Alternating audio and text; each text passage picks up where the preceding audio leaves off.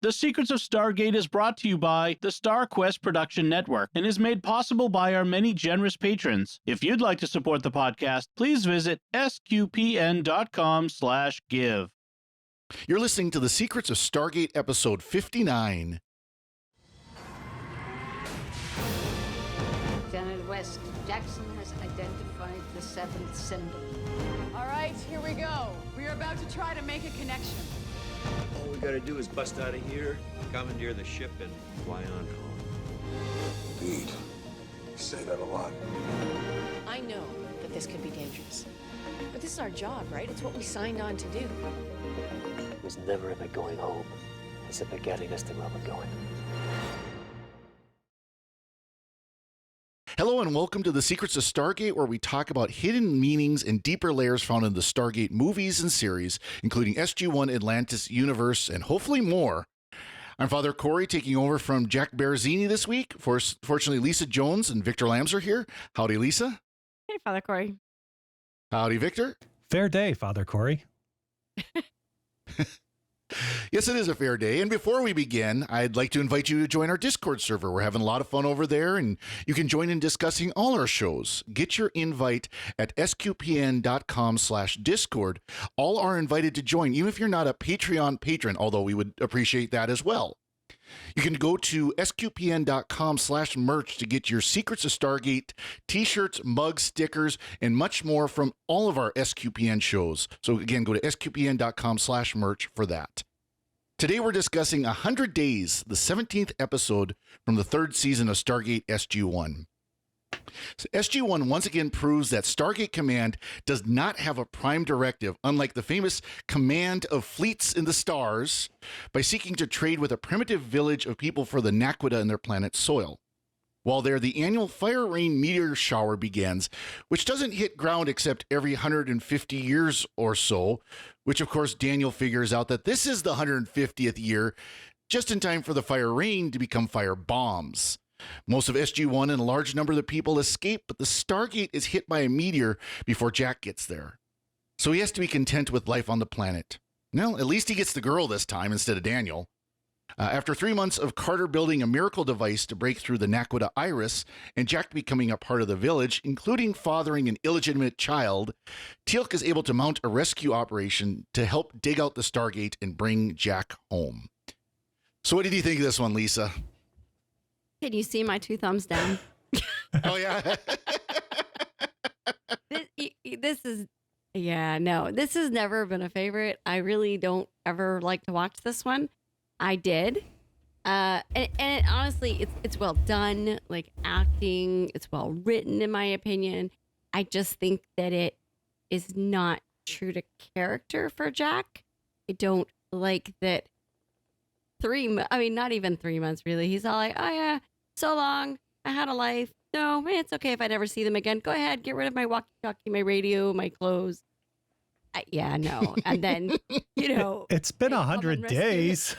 Oh, 100 days. That's a long time. They rescue him and he's all like, no, I'm mourning the life I thought I was going to have, which maybe there's some really deep, or maybe we're going to get into a really deep conversation about what Jack really wants and needs in life. I don't know. But as my son called it, it's a filler. Yeah, how about you, Victor?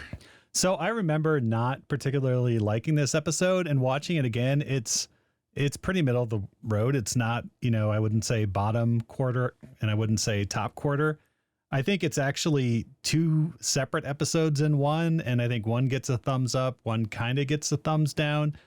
But we can get into that a little bit more, how I think it starts off with kind of like this disaster movie plot, and then it kind of moves into, Harrison Ford and Witness, or, ex-gunslinger, comes to small town, falls in love with the school marm type plot. So it's kind of like 2 separate episodes. I don't think they work very well together. I think they should have, stuck with one or the other, but it's not as bad as I remember it. Plus, I'm kind of along with. Plus, we get the return of Walter in this episode. It's been far too long. Yes, Walter comes back, and he even gives us the little dramatic pause. Chevron 7 locked. You know, he pauses just for that brief second waiting. You know, you got your suspense. Is it going to lock? Is it going to work? No, I'm kind of along with Victor. I'm kind of a meh on this episode. Yeah, I mean the opening part with the tranquil village, the beautiful, peaceful village, and the wonderful people, except for that one guy. You always got to have the crotchety one guy, you know, because it's just you can't have a peaceful village without that one guy. And if you're not it, or if you don't know who that person is, you're probably it. Yeah. It's kind of like that joke. I'm the grumpy old man. I'd make moonshine, and I'm not going anywhere, and I like it. Yeah, exactly. But you know, this first part, you know, I like and everything. You know, getting to know the village and everything, and then you know the fire rain and all that. And then, yes, then you get the disaster. And then it turns into the episode, The Inner Light from Star Trek The Next Generation, you know, where Jack is stranded. He has to learn how to be with these people and all this stuff. And then it's just kind of what was going on in SGC was a little more interesting than what was going on the planet. Let's just put it that way. But let's start about this, you know. Of course, you know, SG-1 shows up when the fire rain, this annual event of this amazing meteor shower. The tears of the ancestors, the Talpak Rye. Yeah. It turns deadly. You know, of course it happens to be that year that they show up. It wasn't last year. It wasn't next year. Of course, they tried next year. They got through, but. And I do like how, like, it coincides with their reason for being there is, they don't explicitly say it, but, you know, they're there because they've detected Naquita on the planet. And I'm guessing that has something to do with the debris field that the planet flies through. Like maybe the asteroid or whatever was made up of Naquita and stuff. And that's why you don't get that directly from what Daniel's explanation is. So I do like how they have a valid reason for being there. The reason they're with these people is because they want to negotiate a treaty to get the Naquita. And the opening scenes where first you see like one meteor, and it's like, oh, pretty. And then you see the other one and it's like, that kind of came kind of close. Let's do some research on this. And then they get progressively closer and closer and closer until, you know, the planet right where they are is basically being bombarded with these things, though not tossing up a bunch of ash or dust for some reason. But I think the way they progressively build on the disaster is very well done in this episode up through the first 20 minutes or so. And I thought it was interesting that they open the episode with a familiarity. They've already been on that planet. We don't know for how long. I saw one thing that said maybe a week. Someone else said maybe like the SG. One of the teams have been there for like a month. But they know each other, and there is this, you know, this joking, the way they talk, and it was kind of nice. We missed the whole "Hi, we're explorers, don't exploiters," shoot us, you know. Yeah. That's the one guy thing, right? Well, yeah, exactly. So that was nice, though. I don't know. At the same time, it just all, you know, Lara, it just came across as a little too familiar. Like we weren't looped into the conversation. Well, and that was Jack, he was already, you could tell he was more interested in discussing Lara than he was discussing the treaty. Yeah. Yeah. Right from the start, he's flirting with her and everything, you know, and more interested in that relationship than the relationship between the planet and Earth. She has that whole Mary Steenburgen vibe going on. Yeah. Yeah. I also would argue that maybe she was doing a little bit of throwing herself at him. Well, it's not really her motivations. I think are pretty clear. You know, she's lost her husband. She's raising a son. Yeah. There's a strong, you know, male presence in her life who bonds well with her son, you know, living basically under her roof for 100 days. I mean, oh no, I was saying from the very beginning. Oh well, yeah. It's Jack. I mean, it's Richard Dean Anderson. I mean, who among us? Oh, you're saying you'd throw yourself at him too? So it's well. I don't know. I mean, I'm not on. What happens on Eudora stays on Eudora.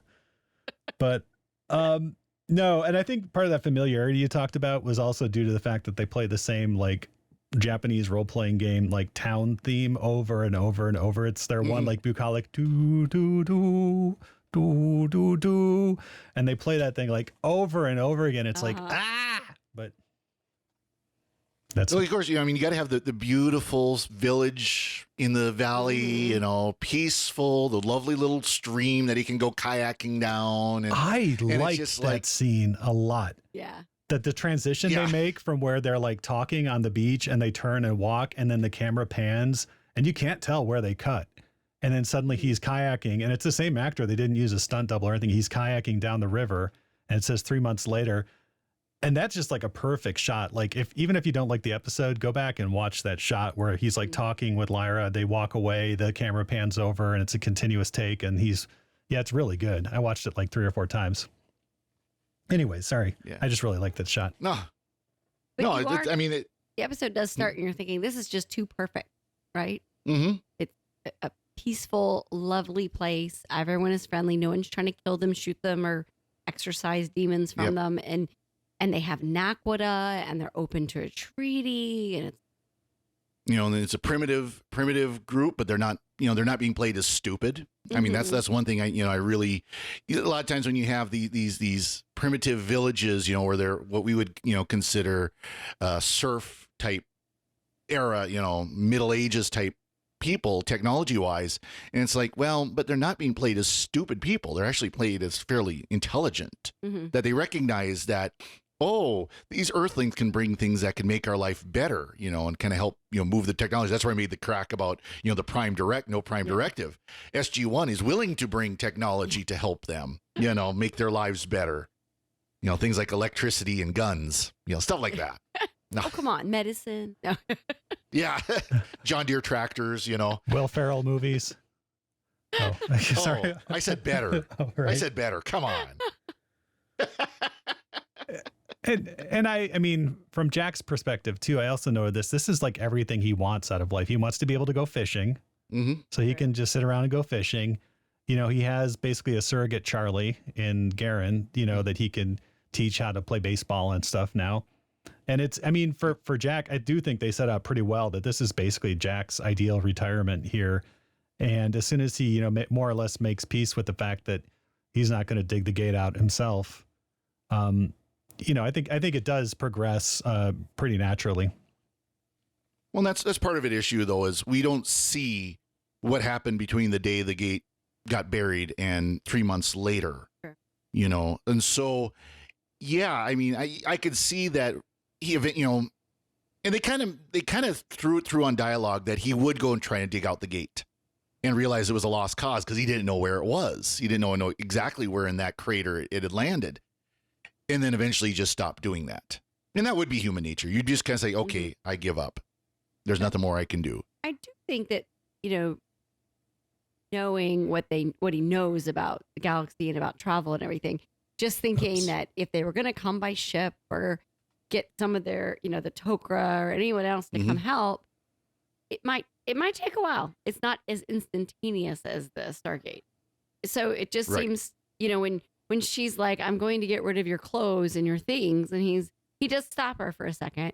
Whereas the practical part of me is like, it might get cold there. I don't have a lot of stuff anymore. You might want that jacket and those pants, just extra clothes. I mean, I don't know how much fabric they have laying around. But, to get rid of the radio, whereas his weapons, all of that, it is kind of like, what? Yeah. And why was she at the river water at the river's edge to get rid of his clothes? She just sink it?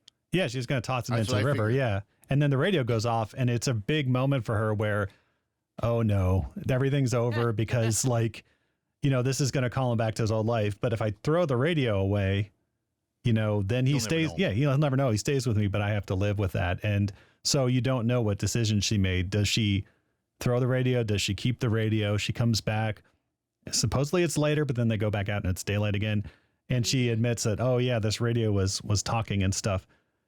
And so I think that's a very good scene as well. But I mean, I haven't lost a spouse, thank goodness. But I think, doesn't there come a point at which you have to decide to, get rid of their clothing or, get rid of, even stop wearing the wedding ring or, get rid of it at something. So at some point you can move on. And I think that's what it is. As practical as those devices are, any one of them could be a tether, for Jack. And if he's going to commit to his new life, he has to move on.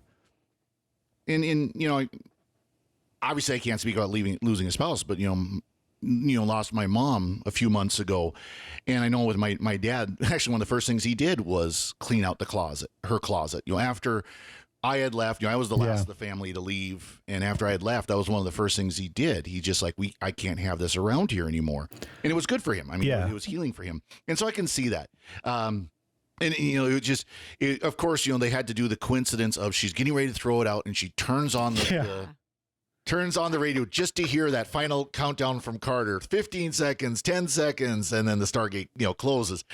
And she kind of looks at it. But my first thought was, wow, good batteries. But but it was off. Yeah, I mean, it was off. So it'll store. Even a rechargeable will store for, 3 months when it's turned off. But so it was just, it's one of those, one of those sloppy writing tricks that they like to do, of the tension of, she's about to do it and then something happens, and it's the last chance that something could be heard, and it's just like, you couldn't have done it some other way, and had that where she wasn't throwing it out at that moment, but at one of the attempts to get the melp or something like that, Yeah. But they had to get that tension, of course, of Teal'c getting, repelling climbing into the chamber there and pounding through, And I don't know what their plan was, because the SGC doesn't know how far underground the gate is buried. Yeah. It could be like 100 feet. It could be like half a mile. And they're just like, okay, Teal'c, we're going to send you through. Dig fast, because we can't dial up the gate again, because we might vaporize you if you don't get high enough up. Yep. And by the way, you're going to run out of air too. And so it's basically a death sentence. I can't believe General Hammond would ever okay that mission, because it's like, just get through there, start digging. You got 6 hours, dig as far as you can, and good luck to you. Yeah. And fortunately, it turns out he's only a couple of inches beneath the ground. Yeah, he was only like a foot or two below the ground. Yeah. But again, they talked about having a ship, and that could be there, but it's like, no, we're gonna let Teal'c basically commit suicide by trying to do that. Yeah. And because it's going to be months or years, and it's just like, well, he was there for 3 months anyways. And granted, this is with an Asgard hyperdrive, right? We established later on in Atlantis that ships can make the voyage between galaxies, the expanse between galaxies. They can do that in a couple of months, and they even shave some off that. Yep. And it's like the line that, the Tolans can have the ship there sometime early next year. And you're like, is that because no, the Tolans could probably fly there in a couple of days, but they're probably just not planning on going that way. And it would be a violation of their principles to one of our regular delivery routes will be going by that planet next January, that kind of deal. Well, and so the Tolan or the Nox or whomever, do they not know someone who's a little bit closer that maybe they could gate to? And this is where puddle jumpers would come in handy, right? Yeah. Through the gate and then go to the next planet over. I don't know. And this is before they have the Asgard on speed dial too, where they can just call up the Asgard anytime things are looking out of it's like, hey, Thor, we need you to pick up our dry cleaning. Yeah. Boom, yeah, exactly. Boom. Yeah. So while Jack is trapped on this planet, we've got Carter doing the serious scientist montage of building this device they've never built, based off the principles of watching what Sokar was able to do with these particles. And so, of course, she's able to build it, Of course, and she's Carter. Oh, yeah, of course. I mean, and she's the serious scientist because she's got the white coat on, Right. That's her serious scientist outfit, Well, and Janet's wearing, what did she have on? BDUs or something? Yeah. She did not. In at least one scene, she was out of her usual doctor wear. Oh, it must have been a casual day at the SGC. Are you going somewhere? No, actually, it's kind of funny, but you would have a uniform of the day, and in most offices or most places, you've got one uniform you wear all the time. Whether it's the blue uniform or the BDUs or whatever. But once in a while, you would have casual day. If you were normally wearing the blue uniform, you could wear the BDUs, because the BDUs are comfortable. They were comfortable. They were basically pajamas with boots and lots of pockets. Yeah. Oh yeah. Where do you think cargo pants came from? Yeah. Well, look at Jack. He had his full of stones for skipping rocks. Yeah. Yeah. And little cargo pant pocket. I didn't notice what they were wearing, which is unusual for a Dr. Fraser scene, but I was just hoping they'd cut back to the spicy Lyrac action, and Lyrac is my celebrity couple name for Lyra and Jack. But and like she shows some leg, and it's like, hey, I made this shirt for my husband. You know, you look super duper in it. Yeah. Oh yeah. And I'm like, props to Lyra, like work with what you got. Yeah. Yeah. Throwing herself. She's like fresh meat on this planet. There's not many men here, so. Well, and and you know, Payne, I guess he's a pain in the neck, I guess is probably. Oh. I just thought of that one. You always got to have the annoying kids. You always got to have the annoying kids. Yeah. You know, that, instead of listening to everybody else, well, Daniel said we could survive down here. You really didn't need to. Yeah. but Payne and, you know, through, you know, the old guy, the old crusty guy, you know, there's nothing, you know, more than meets the eye here, talking to Jack. And then he's one of the few, I don't know how anybody survived when Jack and the kids and Lyra barely survived for 3 days in the cave. And you got to figure anybody on the surface was like choking on dust and ash, but miraculously one house of survivors survived. And I think they do a pretty good job where, you know, Jack comes in days or weeks after the incident, and Payne's like, you're not welcome here, English. And, you know, Lyra says, no, let's have some bread. And then in short order, Jack is, you know, helping him fix his house and raise a barn and drink. Yeah. And they drink a delightful concoction called Tolka. Yes. It looked like a beer or something. Moonshine. It implied it was something distilled. Yeah. Mm-hmm. But he didn't like in the original movie, or maybe the pilot, I can't remember, when he drank it and it burned and, you know, he kind of choked on it. It went down very smooth. Yeah. This one was smooth. How did he put it? Absolute rock gut. More, please. Yeah. Just after being stuck there for a while, you might welcome a drink. that reminded me of if you've seen the John Wayne movie, A Quiet Man. Yeah. Yeah. John Wayne is from Ireland. Yeah. John Wayne's character is from Ireland, and he's a boxer who accidentally killed a guy in the ring, so he fled to Ireland to just get away from it. And there's of course, he falls in love with the redhead next door, and the redhead's brothers is upset by this, and they have a big knock him out, drag him out fight. Donnybrook. Awesome. Yeah. Yes. And just a great fight scene. And the next scene after the fight, they're both just blitzed.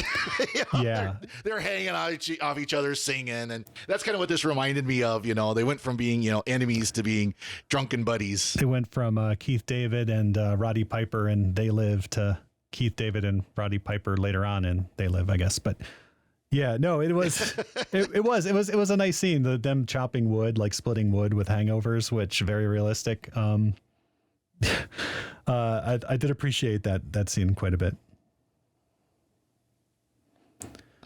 I will say I would like to have the canoe that Jack was going down the river. Yeah. That looked really cool. Old wood canoe. You could tell it looked like a bark canoe or something like that.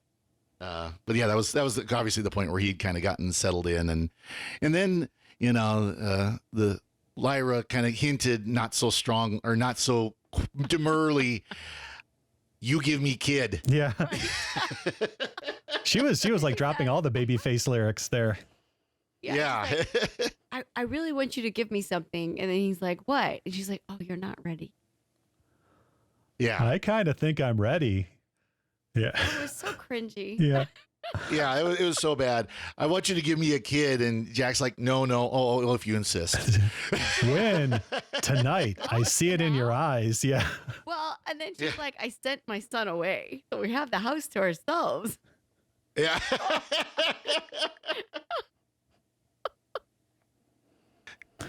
And of course, that's exactly how every woman puts it, right? Oh.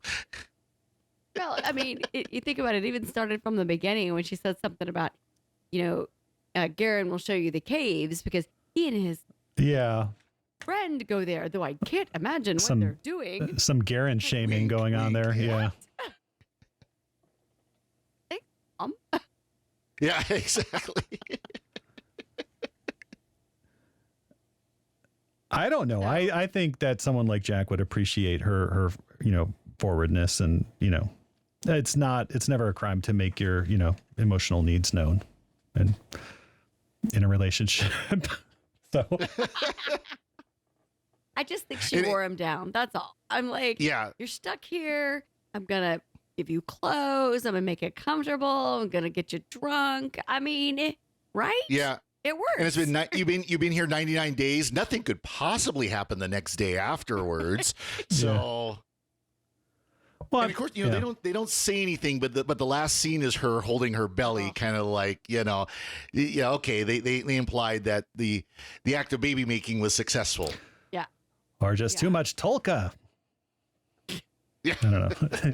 I did read that at one point they did talk about revisiting the planet and whether or not there was a child in season 5, but I didn't hear why they didn't. I'm thankful they didn't. But It could have been like a obviously. whole planet of Jacks. It could have been like a planet where Jacks evolved from men.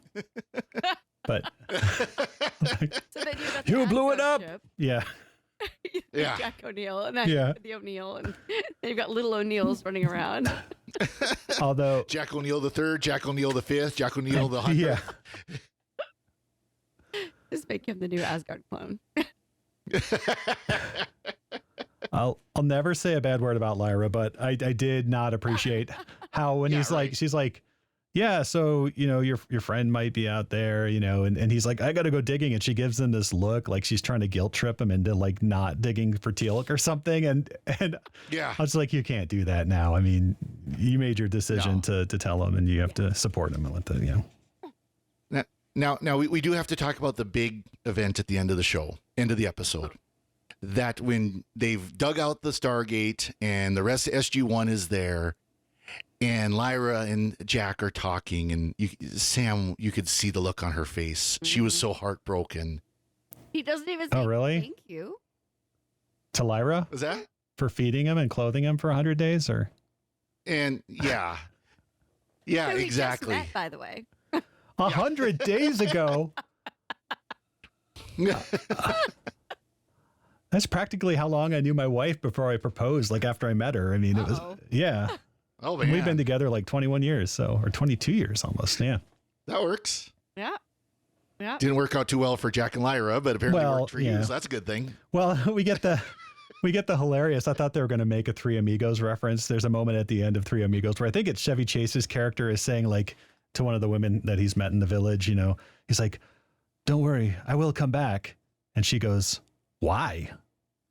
And so Jack says to Lyra, like, "Don't worry, I'll come back soon." And I have to expect her to go, "Why?" But we didn't get that, unfortunately. She's like, can you send another SG team with another hot guy that might want to stay? exactly. Like Colonel Simmons not Colonel Simmons. Makepeace. Colonel See, that Makepeace, yeah. Make peace. Yeah. There you go. And that was the scene where you see Sam turn away, look all crestfallen, So, you can take it many different ways, right? So while she was working her butt off, and saving him, that, she confesses to Janet that she has feelings or she, has issues. She misses him. She misses him. Yeah. But it's not a problem. So then you could just take that as they're close, they're a team. She missed, sure that's how everyone took it. And it's how it was intended. And then at the end, when he doesn't thank her and he walks away from her, he's not even excited about her cool plasma thingy-majiggy. And, Yeah. that she's just distraught because she didn't sleep. She worked really hard. Or you can take it as your absence made me realize my true feelings. And now I'm here to, get that thank you and hug. And then you gave it to that woman over there. Yeah. What you just Yeah. said. Yeah. 100 days ago. Yeah, I mean, Sam hasn't had a really good time of it. She had to watch Jack kiss her mirror like version That's right. in that one. Oh, yeah. Like and that wasn't there but for the grace of God, but it was like one of those episodes, right, where she had to watch Point of view. Yeah, point of view, yeah. So I don't know. She should be kind of used to it now that she's in the friend zone, and anything else would be against regulation. Yeah. Until next season. Yeah. Of course, then there you talk about Jack having a girl in every port. which is not as bad as Daniel, of course. Daniel Yeah, exactly. still gets that award.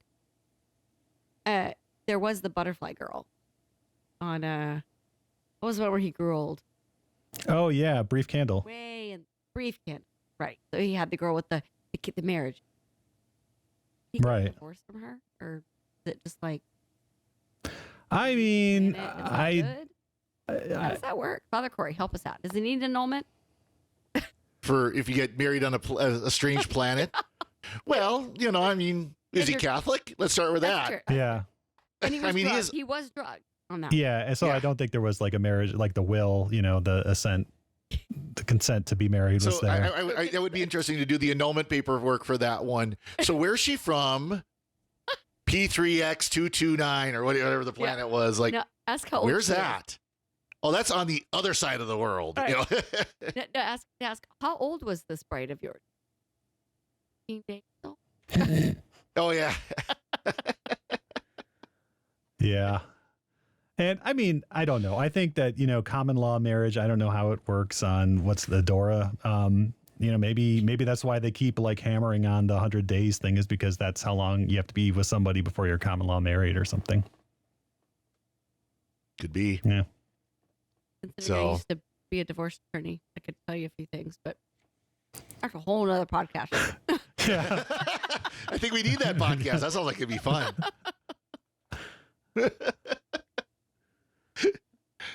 I mean, actually, it would be timely with the whole, Amber Heard, gosh. Johnny Depp Yeah. thing going on. Now would be the perfect time to do a podcast like that. You think that was wild? Let me tell you. Yeah. Yeah. I will say this for So on that note, yeah. anything else? Lisa, anything else you want to mention? I would say that. So from now on, can the SGC not advise people to bury their gate? Because what they did here, they learned from SOCAR, and it worked. So you know how they always go, just bury your gate after we leave, and you'll be fine. So is that null and void now? Because it doesn't worry. We've got this. What did they call it? A particle thingy. Particle accelerator. Beam generator. Oh, particle beam generator. Okay. The only reason why it worked there is because what happened was, okay, now this is where we get into nerdy level. Okay. But because the ground was so saturated with naquita, the naquita turned into an iris around the gate. The gate was still open, was still on. So it basically created that iris in front of the gate, just like, a candy shell. Like the way SOCAR could, so the way that SOCAR could beam and make, heat up the iris, they were able to use this to heat up that naquita, basically melt the metal, and then you use the swoosh to blast it out. Okay. So the fact that there wasn't dirt or something in the middle of the Stargate, it created like an iris itself. Yep. Yeah. Yeah. Because the Stargate was on still when it poured over it. So that was the geeky still part of advise that. people to bury the gate. Yep. Exactly. You could just use rock or dirt or something to fill it in instead of. By the way, I like the fact that Jack was describing the sport of curling. Yeah. Right. About taking a rock and slide it down the ice and sweep and all that. That was pretty good. Living in Texas, being from Texas, curling is such a novelty that we watch it every time it's on during the Olympics. Because we have no idea what the purpose or what they're doing is. No one but we does. love to watch it. Yeah. Well, I watch it too, but we have curling. We don't have one. We've got one, Helena, 70 miles south of here. There's a curling club. Yeah. Victor, anything else from you? Yeah, a couple of things I liked on this. I liked when just a one pro. I'll do one pro Lyra moment and then one pro Sam moment just to balance things out. I did like Lyra when Jack was looking up at the sky trying to figure out where Earth was. He was like, I was just trying to figure out which way home is, and she motions back to the village and goes this way. And I thought that was pretty cute. And then I do like how when Sam turned on her particle beam for the very first time and immediately was operating at 112% efficiency. So she's an overachiever, definitely. When it comes to particle beams, very first time turning it on, it's like none of these let's try again because it burned out the capacitor. No, it's like we're already up to 112%. We'll have this iris zapped away in no time. Now, Was she an overachiever or just bad at math and underestimated how much it would actually do? No. Or I had to throw it out there. I had to say it. Or just like Scotty padding the estimates a little bit instead of time wise. He's like, I mean, this thing is going to be, you know, I'd be lucky to get 100% out of it unless I'm a genius. Oh, here it is, 112%. Yeah. Yep. 112. I'm so much of a genius. I went beyond. Just needed focus. And the thought of Jack not coming back was enough focus for her to get it done quickly and correctly. There you go. I will say both my teenagers thought it was a cringy episode. Just saying. They did not care for her. Oh, yeah. I thought parts of it were sweet, but I liked the asteroids, you know, more. Sweet meteor of death. Well, if you think about it, this was what, 99, 2000? I don't know what year we're on. Deep Impact and Yeah, that we had a bunch of asteroid movies. 2000. Didn't we, about that time? Yeah. Something like, yeah. Yeah, it was 2000, February 2000 when it first aired. Yeah, I don't know. I didn't look to see what time Deep Impact and I forget all the others. There were Yeah, like it was three kind of of them, like, weren't there? Armageddon and some of those other movies kind of came out around this same, late 90s, early 2000 disaster movies,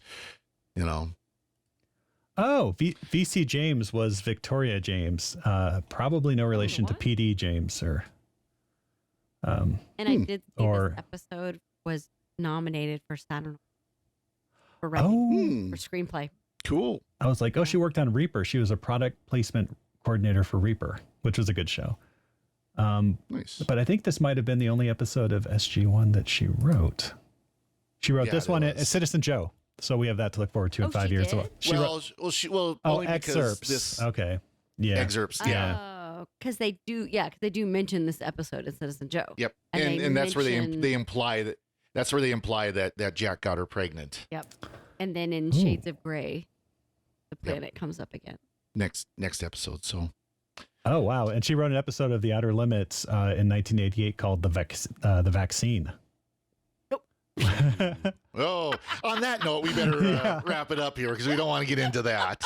And in that episode featured Jay Brazeau, who played Comtria Harlan. Kick him out, quick. No.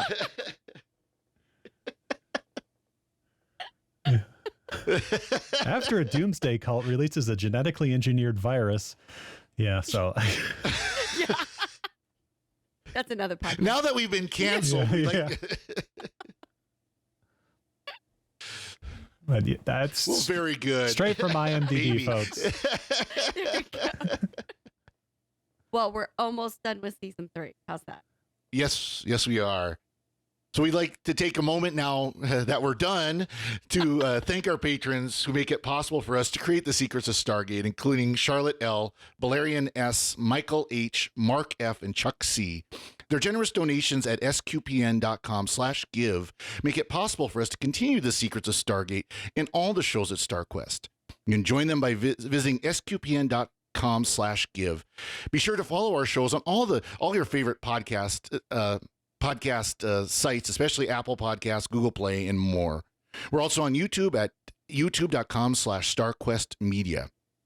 To find previous episodes of Secrets of Stargate and to send feedback, please visit sqpn.com/Stargate. You can email us at stargate@sqpn.com or follow StarQuest on social media at facebook.com/StarQuestMedia or on Twitter at SQPN.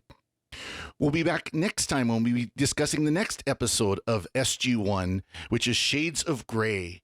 Until then, Lisa Jones, thank you for joining us in sharing the secrets of Stargate. Thanks, Father Cory. And Victor Lambs, thank you for joining. Thank you for joining us as well. All right, folks, train's leaving. Let's move. And thanks, Father Cory. And once again, and once again, I'm Father Cory. And remember, how close was that? Closer. How big? Big. Thought so. Anyway, I'm sorry, but that just happens to be how I feel about it. What do you think?